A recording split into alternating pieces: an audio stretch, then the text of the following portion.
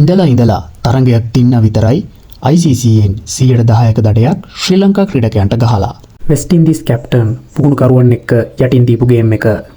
ශ්‍රී ලංකාව සහ බටහිර ඉන්දිය කොදෙව්වන් අතර වසර 5කට පමණ පසු ODI T20 ටෙස්ට් තරඟමාලාවක් මේ දිනවල පැවැත්වෙනවා. වසර 5කට පෙර ශ්‍රී ලංකාවේදී පැවැත් වූ මෙවැනි තරඟමාලාවක්ද ජයග්‍රහණය කර ඇත්තේ ශ්‍රී ලංකාව වේ. නමුත් බටහිර ඉන්දිය කොදෙව් දේශයේදී ශ්‍රී ලංකා කණ්ඩායමක් තරඟාවලියක් මෙතෙක් ජයග්‍රහණය කර නැහැ.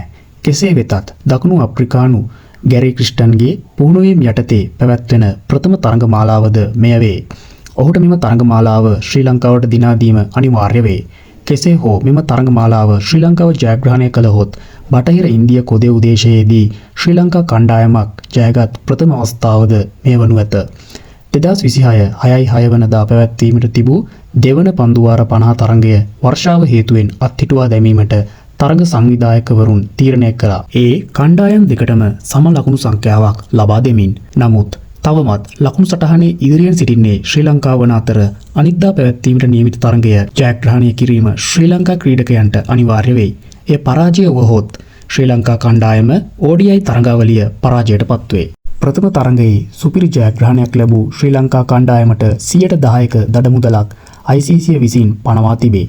එයට හේතුව නියමිත කාලයේ අවසානයේ පන්දුවාර 50 නිම කිරීමට ශ්‍රී ලංකා ක්‍රීඩකයන් අපොහොසත් වීම නිසයි. බටහිර ඉන්දිය නායකයා සහ පුහුණුකරුවන් විසින් ICCයට මෙම පැමිණිල්ල කර තිබේ.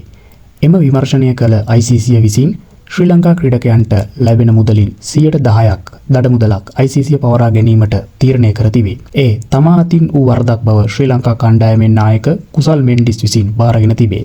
ඉදිරියේදී T20 ටෙස්ට් තරඟ පිළිබඳ තොරතුරු එසැනින් දැනගන්න අපිව සබ්ස්ක්‍රයිබ් කර තබා ගන්න.